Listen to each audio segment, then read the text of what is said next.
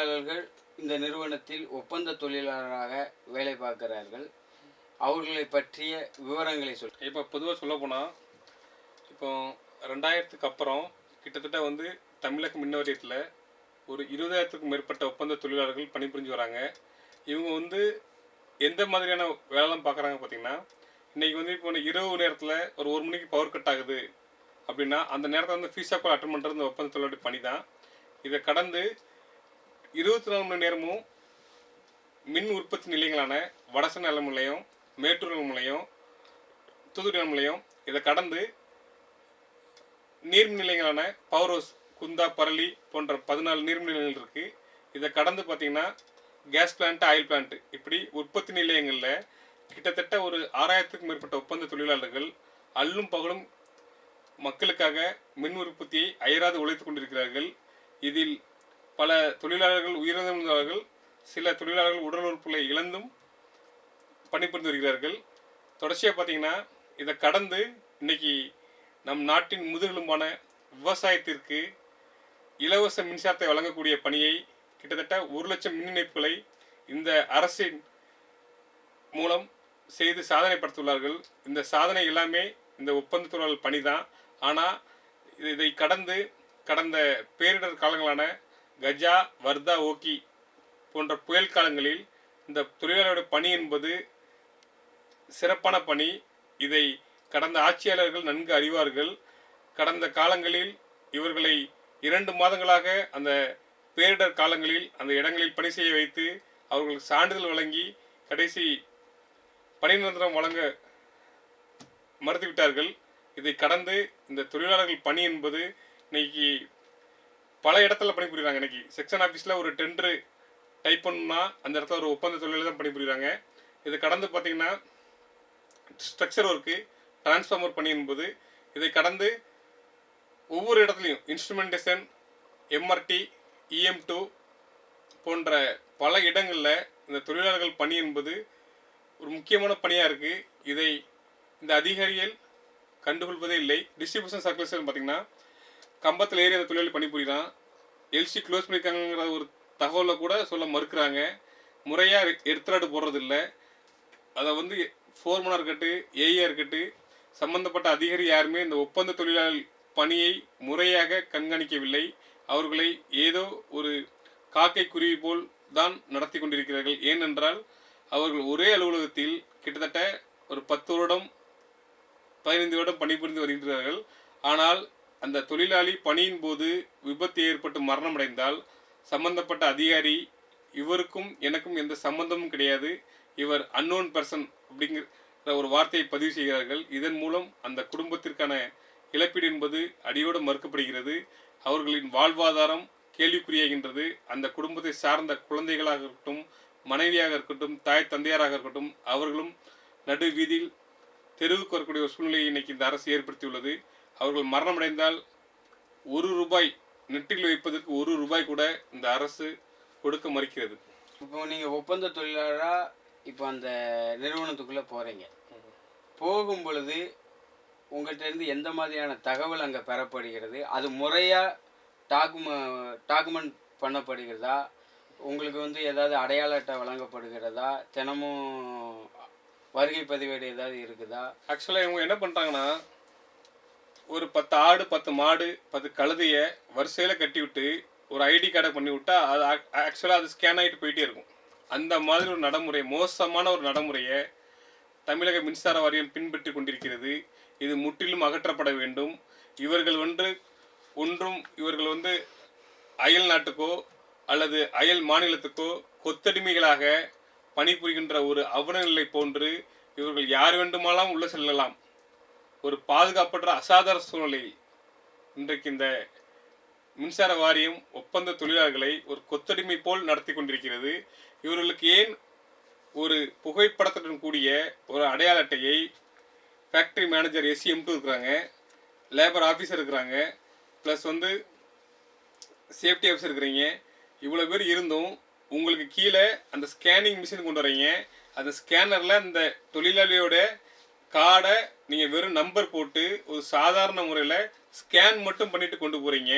ஆனால் அதில் யார் வரா, எந்த தொழிலாளி உள்ளே வராங்க, இவங்க எதுக்காக வராங்க, ஏன் போகிறாங்க, எதையுமே நீங்கள் அதை மென்ஷன் பண்ணுறதில்ல. ரெண்டாவது, இதில் சில குற்ற சம்பவங்கள் நடந்தாலும் ஒரு சில அன்னோன் பர்சன் வந்துட்டு போகிற வாய்ப்பு இருக்குது. அதற்குடைய சூழ்நிலையை வலியுறுத்தி கொடுத்துறீங்க. ஏன் இவர்களுக்கு புகைப்படத்துடன் கூடிய ஒரு அடையாள அட்டையை ஒட்டி இவர்கள் நேம் இஷ்யூ பண்ணி வழங்க மறுப்பது ஏன்? இல்லை பணி நிரந்தரம் கொடுக்கணும் அப்படிங்கிறது வந்து இருக்குதா? ஆக்சுவலாக கடந்த காலங்கள் வரலாறு பார்த்தீங்கன்னா, காலித் கமிட்டியாக இருக்கட்டும், 99 அப்பாயின்மெண்ட்டாக இருக்கட்டும், தொடர்ச்சியாக சொசைட்டி ஃபார்ம் பண்ணாங்க. கடந்த காலங்களில் ஐயா முத்தமிழறிஞர் கலைஞர் அவர்கள் ஆட்சி காலத்தில் பார்த்தீங்கன்னா, கருணை அடிப்படையில் இந்த தொழிலாளர்களுக்கு பணி ஆணை வழங்கினார்கள். இன்று அதிகாரிகளாக பணிபுரிந்து வரும் இவர்கள் அனைவருமே கிட்டத்தட்ட ஒரு 75% மேலே இவர்கள் அனைவரும் ஒப்பந்த தொழிலாளர்களாக பணிபுரிந்து இன்று ஜேஇயாகவோ ஃபோர்மேனாகவோ ஏடியாகவோ பணிபுரிந்து வருகிறார்கள். இதே போன்று தான் 2000க்கு அப்புறம் பார்த்தீங்கன்னா, இந்த உற்பத்தி நிலையங்களில் பணி நிரந்தரம் என்பது அறவே தடுக்கப்பட்டுள்ளது. ஏன் இந்த அரசாங்கம் வந்து உங்களை பணி நிரந்தரம் செய்ய மறுக்குது? நீங்கள் ஆக்சுவலாக வந்து ஒப்பந்ததாரர் இன்னைக்கு சில பெரிய நிறுவனங்கள் இருக்காங்க.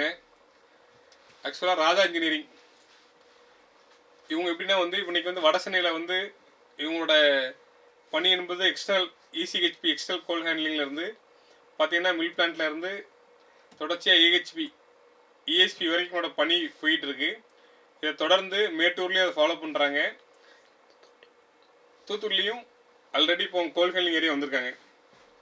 தனியாரை ஊக்குவிப்பதற்காக சில நடைமுறைகள் தொடர்ச்சியாக மறைமுகமாக நடைபெற்று கொண்டிருக்கிறது.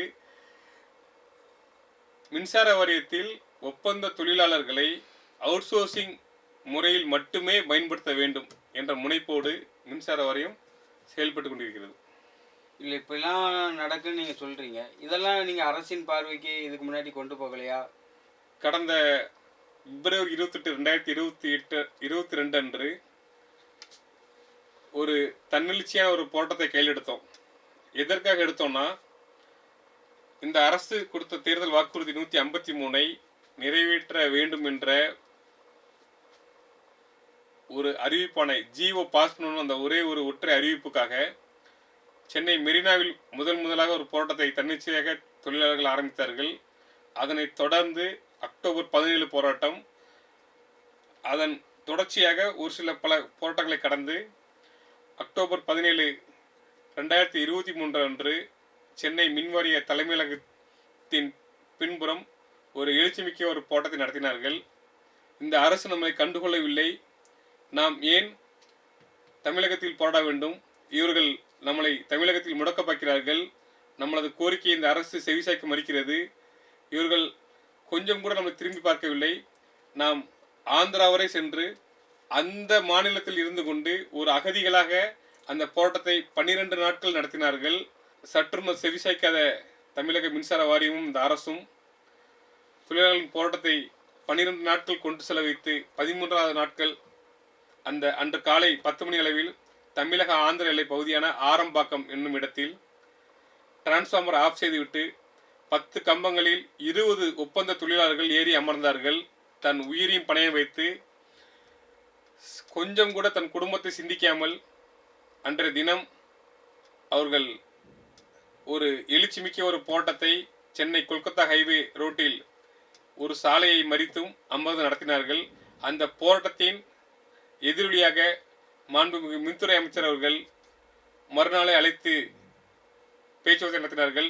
அந்த பேச்சுவார்த்தையின் போது 3 மாதங்களில் நிதிநிலை சரியாகிவிடும், அதன் பின்பாக நல்லதொரு செய்தி வரும் என்று தெரிவித்தார்கள். அவர்கள் தெரிவித்து 2 வருடங்கள் நிறைவேறப் போகிறது. இன்னும் 6 மாதமோ 10 மாதத்தில் இந்த ஆட்சி என்பது நிறைவேறும் தருவாயில் உள்ளது. எனவே இந்த அரசானது ஒப்பந்த தொழிலாளர்களை கோரிக்கை நிறைவேற்ற வேண்டும் என்று பல முறை பல அழுத்தத்தை கொடுத்தும் எந்தவித செவிசாய்க்கவும் இல்லை. நாளை தினம் இந்த போராட்டம் ஒரு எழுச்சிமிக்க போராட்டமாக கையில் எடுத்துள்ளோம். நாங்கள் 3 வருட காலம் இந்த தினத்தன்று நடத்திய போராட்டத்தின் வாயிலாக நாளை தினம் ஒரு எழுச்சிமிக்க போராட்டம் வடசென்னையிலும் மேட்டூர் அலுவலகத்திலும் தூத்துக்குடி மாவட்டத்திலும் நடைபெற இருக்கிறது. நிச்சயம் இந்த அரசு ஒப்பந்த தொழிலாளர்கள் கோரிக்கை நிறைவேற்றும் என்று நம்புகிறோம்.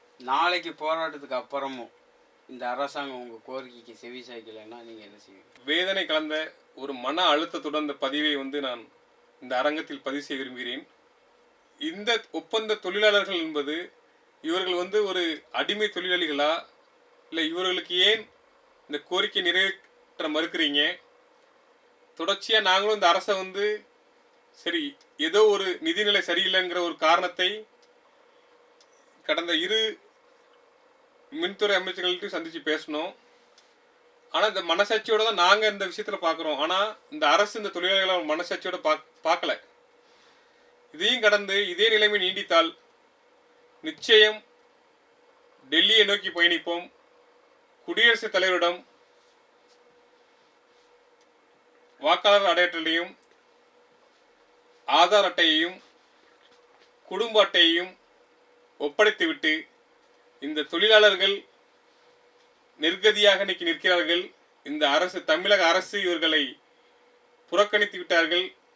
எனவே நாங்கள் தமிழர்களாக வாழ்வதற்கே ஒரு தயக்கம் இருக்கிறது என்ற ஒரு நிலையை குடியரசுத் தலைவர் எடுத்துரைப்போம் என்ற ஒரு நிலைக்கு எங்களை தயவு செய்து தள்ளிவிடாதீர்கள். இவ்வளவு நேரம் நம்மளோடு இந்த நேர்காணலில் இணைந்து தொழிலாளர்களின் வலியை வேதனையை பதிவு செய்திருக்கிறார். நம்முடைய ஊடகமும் இந்த சமுதாயத்தில் பேராசிரியர்களை, ஆசிரியர்களை, செவிலியர்களை எல்லாரிடமும் கடந்துதான் வருகிறது. எல்லாரிடமும் ஒரே குரல்தான் இருக்கிறது. ஒப்பந்த தொழிலாளர்களை நிரந்தரமாக்கு அல்லது ஒழுங்காக சம்பளம் கொடு என்றுதான். இவர்களுடைய குரலுக்கு தமிழக அரசாங்கம் செவிசாய்க்குமா என்பதை பொறுத்திருந்து பார்ப்போம். நன்றி.